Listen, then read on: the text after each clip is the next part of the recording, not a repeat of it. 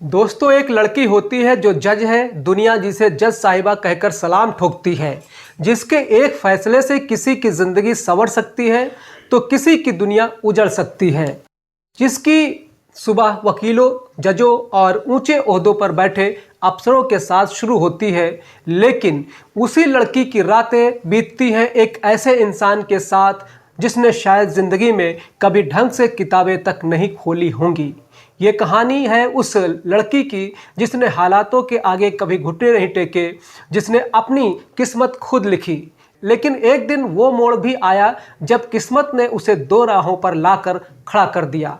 एक तरफ था उसका आज का सम्मान, रुतबा और ऊंचा मुकाम, और दूसरी तरफ था एक ऐसा रिश्ता, एक ऐसा पति जो 10वीं भी पास नहीं कर पाया। अब फैसला उसे खुद के लिए करना था जो दूसरों की जिंदगियों का फैसला करती थी। क्या वो उस पुराने रिश्ते को निभाएगी या अब जज बनने के बाद अपनी नई सोच, अपने नए स्तर और अपने सपनों के मुताबिक एक नए जीवन साथी के साथ अपना नई जिंदगी शुरुआत करेगी।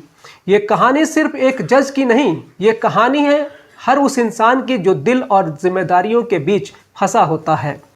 लेकिन इस कहानी में जो आगे होने वाला है वो बेहद आपको चौंकाने वाला है, क्योंकि ये बहुत ही भावुक और इंटरेस्टिंग कहानी है। दोस्तों नमस्कार, आदाब, सत श्री अकाल। मैं दिलीप यादव। आज की ये जो सच्ची कहानी है, घटना है, ये राजस्थान के एक छोटे से गांव भीमपुरा की है। भीमपुरा की रहने वाली आरती की है।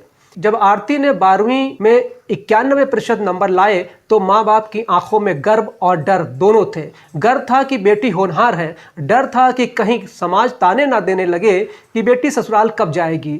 मगर आरती ने एक दिन माँ बाप से कहा, मैं जज बनना चाहती हूँ, मुझे जयपुर जाकर लॉ पढ़ना है। माँ कुछ कहती उससे पहले ही पिताजी बोले, बेटा हम गरीब ज़रूर हैं लेकिन तेरे सपनों के दुश्मन नहीं हैं। अगर तुम में दम है और तुम पढ़ना चाहती हो तो हमारी तरफ से पूरा सपोर्ट है। बस फिर क्या था, आरती चल पड़ी जयपुर, नई राह, नया शहर और नए संघर्ष की ओर। जयपुर की वो भीड़ भाड़ वाली गलियां जहां हर चेहरे के पीछे कोई सपना दौड़ता है, वहीं कहीं एक किराए के छोटे से कमरे में आरती ने अपनी पढ़ाई की नई शुरुआत की। वो दिन भर कॉलेज जाती, लाइब्रेरी में घंटों बैठकर लॉ की किताबें पढ़ती और रात को खुद ही अपने लिए सब्जी और राशन लेने बाजार निकल जाती। कई दिन यूं ही गुजर गए, लेकिन एक रात सब्जी वाले की दुकान के सामने उसकी नज़र एक लड़के से टकराई। लंबा कद, हल्की मुस्कान और किताबों से भरा बैग कंधे पर। उसने पूछा, हमेशा इसी वक्त आती हो? आरती थोड़ा घबराई, फिर मुस्कुरा कर बोली, जी दरअसल दिन में वक्त नहीं मिलता, साथ में इस समय सब्जियां सस्ती मिलती हैं और पैसा तो खून पसीने की कमाई है ना। वो लड़का हंस पड़ा। क्या नाम है आपका? आरती। और आप? मैं विवेक, यहीं लॉ कॉलेज में हूँ। बस यहीं से शुरू हो गई एक साधारण सी दोस्ती जो धीरे धीरे दिल की गहराइयों तक उतरने लगी। विवेक अमीर घर का लड़का था, उसके पास कार भी थी, लैपटॉप भी और दुनिया की हर सहूलियत, पर वो इन सबसे ज़्यादा आरती की सादगी और संघर्ष से प्रभावित था। एक दिन जब उसके लैपटॉप में दिक्कत आई तो वो आरती के कमरे पर आया और वहाँ उसने देखा कि टूटी अलमारी, एक पतला गद्दा और दीवार पर चिपके पुराने नोट्स। उसने कहा, तुम कैसे रह लेती हो यहाँ? आरती ने हंसकर जवाब दिया, कमरे की हालत से मेरा सपना छोटा नहीं हो जाता। मुझे कमरे की नहीं, कोर्ट की चिंता है। वो पहली बार था जब किसी ने विवेक के दिल की दीवार को हिला दिया। उस दिन के बाद वो कभी किताबें ला कर देता तो कभी चुपचाप सब्जियों का थैला थमा देता। आरती को भी अच्छा लगने लगा था उसका साथ, नज़रों से नहीं आदतों से। वो दोस्ती अब रिश्ते की दहलीज पर खड़ी थी, लेकिन आरती के दिल में एक भारी राज था जिसे वो हर दिन अपने सीने में दबाए चलती थी। कभी कभी वो सोचती, अगर विवेक को सब कुछ पता चला तो क्या वो समझ पाएगा? विवेक ने भी महसूस किया था कि आरती कुछ मुझसे छुपा रही है, लेकिन उसने कभी जोर नहीं डाला। एक दिन उसका जन्मदिन आया, उसने आरती को अकेले एक रेस्टोरेंट में बुलाया। माहौल थोड़ा निजी था, सिर्फ मोमबत्तियां, 2 कुर्सी और उनके बीच एक शांत टेबल। विवेक ने कहा, आज सिर्फ तुमसे कुछ कहना है। मैं तुम्हारे संघर्ष से, तुम्हारी सोच से, तुम्हारे वजूद से मोहब्बत करने लगा हूँ। आरती, क्या तुम मेरे साथ ज़िंदगी बिताना चाहोगी? आरती की आंखों में आंसू आ गए। वो चुप रही कुछ देर, फिर कांपते हुए बोल पड़ी, काश तुम ये सवाल 2 साल पहले पूछते। काश मैं तुम्हें सच बता पाती, मैं विवाहिता हूँ। विवेक, मेरी शादी बचपन में हो चुकी थी। 11 साल की उम्र में। विवेक सुनकर जैसे पत्थर बन गया, जैसे किसी ने उसके सपने की दीवार तोड़ दी हो। आरती रो रही थी। मैंने कभी सोचा नहीं था कि मैं तुम्हें चाहने लगूंगी, लेकिन मेरे हिस्से की मोहब्बत किसी और के नाम पहले ही लिख गई। दोस्तों, जब आरती सिर्फ 11 साल की थी तभी उसकी शादी तय कर दी गई थी कमलेश नाम के एक लड़के से, क्योंकि राजस्थान के गांव के कुछ इलाकों में बाल विवाह की प्रथा थी। कमलेश उससे 3 साल बड़ा था, ना ज़्यादा होशियार ना ज़्यादा समझदार। शादी तो बस रस्मों के नाम पर हुई थी। विदाई और गौना कई साल बाद होना था। तब तक आरती पढ़ती रही, 6ठी, फिर 7वीं, फिर 8वीं, 10वीं, हर क्लास में टॉप करती रही। गांव वाले कहते थे, अरे ये लड़की तो हमारी बिरादरी का नाम रोशन करेगी। लेकिन कुछ लोग फुसफुसाते भी थे, अरे पढ़ाई करके क्या करेगी, कल को तो ससुराल जाना ही है, चौका चूल्हा करना ही है। आरती ने इन बातों को अपने सपनों की राह का पत्थर नहीं बनने दिया। वो जानती थी कि उसका सपना सिर्फ किताबों तक नहीं बल्कि न्याय के दरबार तक पहुंचना है। दरअसल विवेक को ये सब बातें बताने के बाद आरती के जीवन में उस रात के बाद बहुत कुछ बदल गया। आरती के दिल में एक अजीब सी चुप्पी भर गई थी, जैसे वो किसी अपने को खो चुकी हो जिसे कभी पाया भी नहीं था। लेकिन खोने का दर्द उतना ही गहरा था। विवेक भी टूट गया था, लेकिन उसने कोई शिकवा या शिकायत नहीं किया, बल्कि वो और भी ज़्यादा इज्जत करने लगा आरती की, क्योंकि उसके पास सच छुपाने का हर मौका था। लेकिन उसने प्यार से बढ़कर ईमानदारी चुनी। दोनों ने आपसी सहमत से फिर भी दोस्ती बनाए रखी, लेकिन वो बात, वो गहराई अब पहले जैसे नहीं रही। आरती अब पूरी तरह पीसीएस की तैयारी में जुट गई थी। उसने खुद से वादा किया था, अब कोई रिश्ता, कोई भावुकता मेरे लक्ष्य के रास्ते में नहीं आएगी। मुझे सिर्फ एक काम करना है, न्याय की गद्दी तक पहुंचना है। दिन रात करके उसने अपनी तैयारी में लगी, मेहनत करती रही। किताबें, नोट्स और कोर्ट के केस, उसकी दुनिया उसी में सिमट गई थी। सपनों और संघर्षों के बीच इधर गांव में आरती के पति कमलेश, जिससे अभी तक आरती की मुलाकात तक भी नहीं हुई थी, जिसकी ज़िंदगी एकदम उल्टी बह रही थी, वो अपने पिता के साथ लकड़ी की दुकान पर बैठता था। उसे उम्मीद थी कि मेरी बीवी जो अब जज बनने वाली है, शायद एक दिन आएगी और हम दोनों साथ ज़िंदगी बिताएंगे।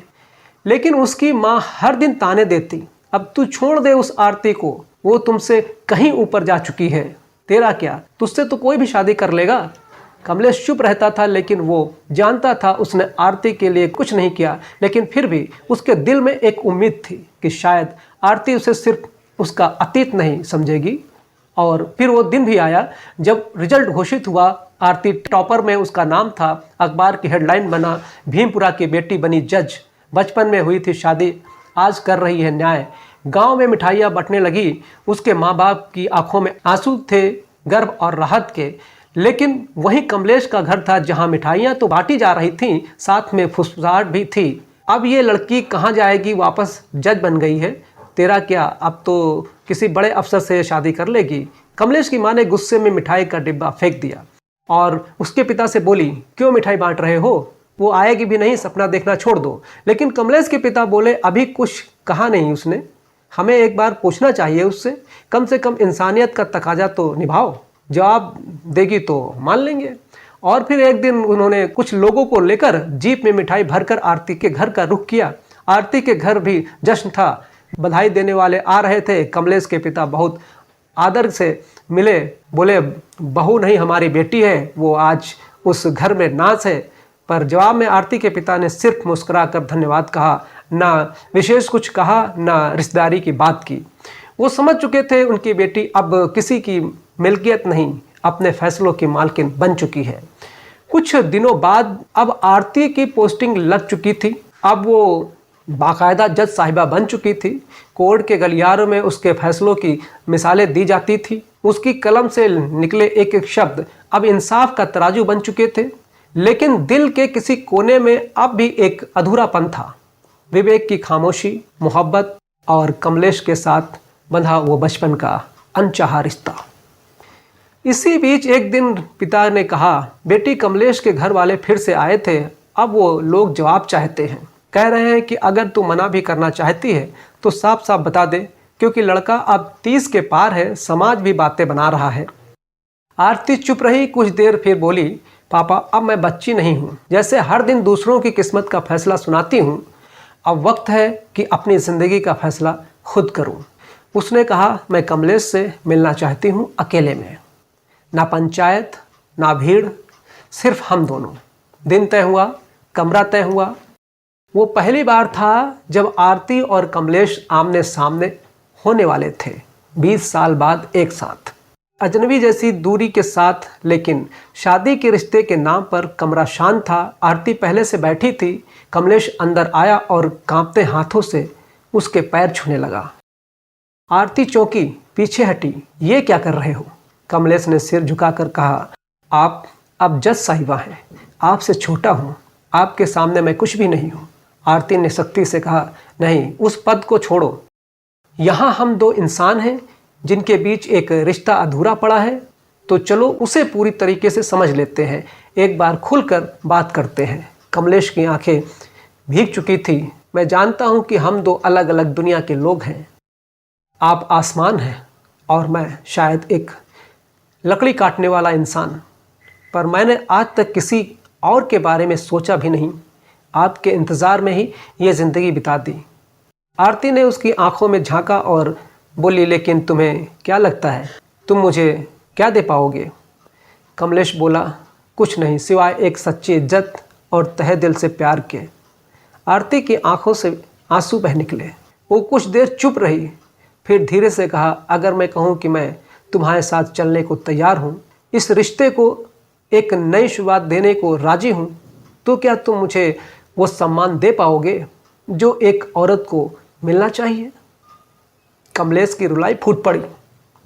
अगर आप साथ चलने को कहें तो मैं अपने आप को इस दुनिया का सबसे खुश नसीब इंसान मानूंगा। आरती मुस्कुराई, आंसुओं को पोंछा और कहा, ठीक है, चलूंगी, लेकिन इस बार रिश्ते को बोझ नहीं, समझदारी और सम्मान से हम निभाएंगे। दरवाज़ा खुला, दोनों बाहर आए।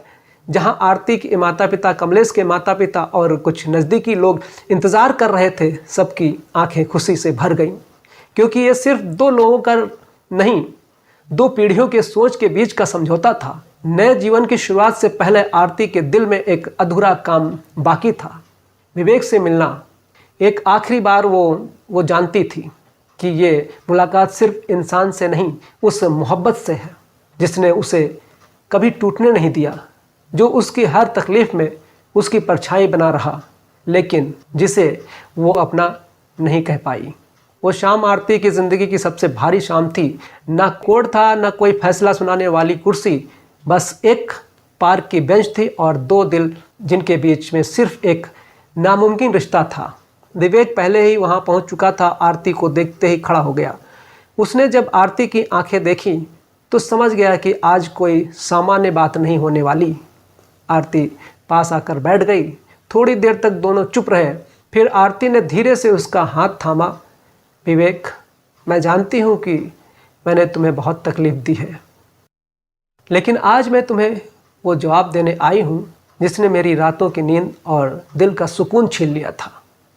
विवेक शांत था। उसने कुछ नहीं कहा, बस उसकी आंखें नम थी। आरती ने कहा, मैंने कमलेश को अपना लिया है, या यूँ समझो उस रिश्ते को बचपन में मेरे गले जो डाल दिया गया था, अब मैंने दिल से अपनाया है। विवेक की आंखों से आंसू बह निकले, लेकिन उसने मुस्कुराने की कोशिश की। आरती बोली, मैं जानती हूँ तुमने जो मेरे लिए किया वो कोई और नहीं कर सकता था। अगर इस जन्म में कुछ सबसे पवित्र मिला तो वो तुम्हारी दोस्ती और तुम्हारा विश्वास था। फिर वो थोड़ा रुकी। उसकी आवाज़ कांपने लगी थी। लेकिन आज मैं उस औरत की तरह नहीं बैठी हूँ जिसने तुम्हारा हाथ थाम लिया हो। मैं उस औरत की तरह बैठी हूँ जो तुम्हारा सपना थी, लेकिन जो तुम्हारी किस्मत नहीं बन सकी। विवेक ने बस इतना कहा, तुम्हारी खुशी में ही मेरी सच्ची मोहब्बत है। आरती, मैं खुश हूँ वाकई, और गर्व है मुझे कि मैं तुम्हारे सफ़र का एक हिस्सा बन पाया। आरती ने उसका हाथ जोर से दबाया। शुक्रिया विवेक। अगर मेरी ज़िंदगी कभी फिर से शुरू होती तो शायद उस जन्म में मैं तुम्हारी होती। और फिर वो खड़ी हुई, पलट कर देखा और चली गई हमेशा के लिए। विवेक ने उसे जाते हुए देखा जैसे कोई किताब बंद कर दी गई हो, लेकिन उसका आखिरी पन्ना हमेशा दिल में रह गया। धीरे धीरे वक्त बीतते बीतते आज 15 साल बीत चुके हैं। आरती और कमलेश के 2 बच्चे हैं, एक शांत सी जिंदगी। आज वो एक सफल जज है, एक माँ है और अब एक पत्नी भी, जिसने रिश्तों को मजबूरी नहीं समझदारी से निभाया। पर जब भी अकेले बैठती है उसके जहन में एक चेहरा आता है, विवेक, जिसने बिना कुछ मांगे उसे सब कुछ दिया। और वो एहसान अभी उसकी आत्मा में कहीं जिंदा है। अब आप बताइए, क्या आरती का फैसला सही था? क्या रिश्तों को निभाना ज़रूरी है या इंसान को उस रास्ते पर चलना चाहिए जहां उसका दिल सुकून पाए, जैसे आज के समाज में हो रहा है? सास दामाद के साथ जा रही है, समधन समधी के साथ भागी जा रही है, पत्नी अपने प्रेमी के साथ मिलकर अपने ही पति का सर काट दे रही है, रास्ते से उसको हटा देती है। ऐसे में आरती, जो कि जज है, उसने एक 10वीं फेल लड़के को अपना जीवन साथी चुना। आपकी जो भी राय है वीडियो के कमेंट बॉक्स में आप लिख सकते हैं। और अगर कहानी अच्छी लगी हो तो वीडियो को लाइक कर दीजिए, अपने दोस्तों को शेयर कर दीजिए। और अभी तक अगर आपने हमारे चैनल को सब्सक्राइब नहीं किया है तो कृपया करके चैनल को सब्सक्राइब कर लीजिए, ताकि हमारा हौसला बना रहे। धन्यवाद। जय हिंद।